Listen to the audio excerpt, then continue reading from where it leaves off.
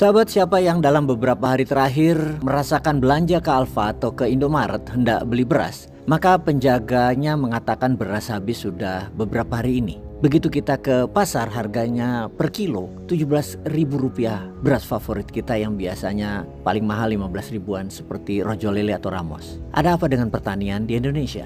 Siapa sahabat yang bertani saat ini? Maka Anda pasti tahu biasanya harga gabah adalah 6 ribuan per kilo, sekarang 7.500 bahkan 8.000 rupiah. Pembeli gabah berani bayar, namun penggilingan punya masalah lain karena gabah sudah keburu dibeli pihak Wilmar atau Bulog sehingga para pengusaha penggilingan kesulitan mencari gabah.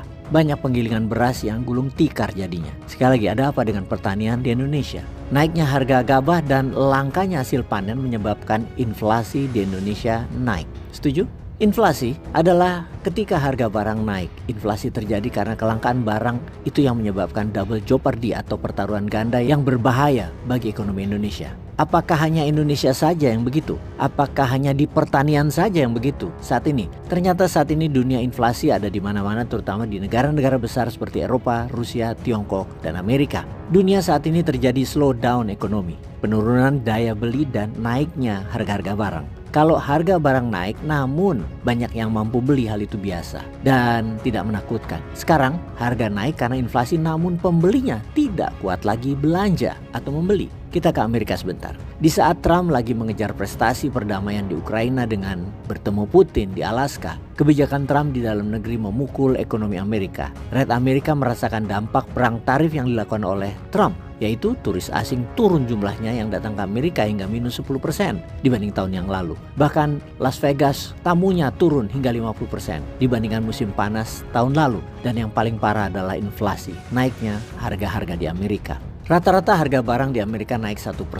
Dan ini berita buruk bagi negara adidaya Amerika karena angka ini merupakan lonjakan terburuk dalam 3 tahun terakhir. Indeks harga produsen naik 3,3%, di mana data yang mirip adalah ketika di tahun 2022 ketika efek pandemi masih dirasakan. Jadi apa itu Producer Price Index atau PPI? Kita ilustrasikan. Misalnya ada pengusaha bakery atau toko roti. Anda memerlukan tepung, terigu, mentega, dan susu setiap harinya untuk membuat roti di bakery Anda. Tentunya Anda beli susu tadi dari peternak, tepung dari distributor penggilingan gandum, dan wholesaler pembuat mentega. Harga tersebut tentunya lebih murah daripada Anda membelinya di pengecer atau di toko kelontong atau juga di pasar karena Anda membeli dalam jumlah banyak atau dikenal dengan membeli dengan harga grosir istilahnya. Sekarang bayangkan ketika harga mentega naik karena unsur impor, harga susu naik karena unsur impor bahan pangan ternak, harga tepung terigu naik karena biaya distribusinya naik. Harga pengelolaan bisnis bakery jadi meningkat naik. Dan inilah yang terjadi di seluruh Amerika saat ini.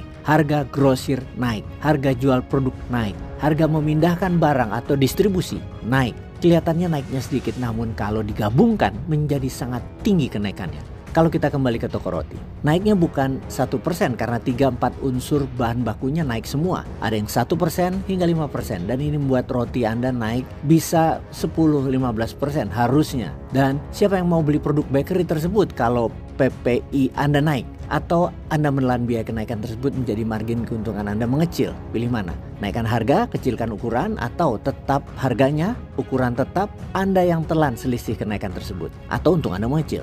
Ketika pilihan Anda menelan biaya tadi, kalau harga bahan bakunya naik terus, Anda tidak akan kuat lagi dan akhirnya memutuskan menaikkan harga jual Anda ke konsumen. Dan konsumenlah yang beli, konsumenlah yang nanggung. Konsumen saat ini lagi berat. Mereka bukan makan tabungan, tapi makan hutang hidupnya. Maka berat makan roti sebagai makanan ketiga dan pastinya tidak laku.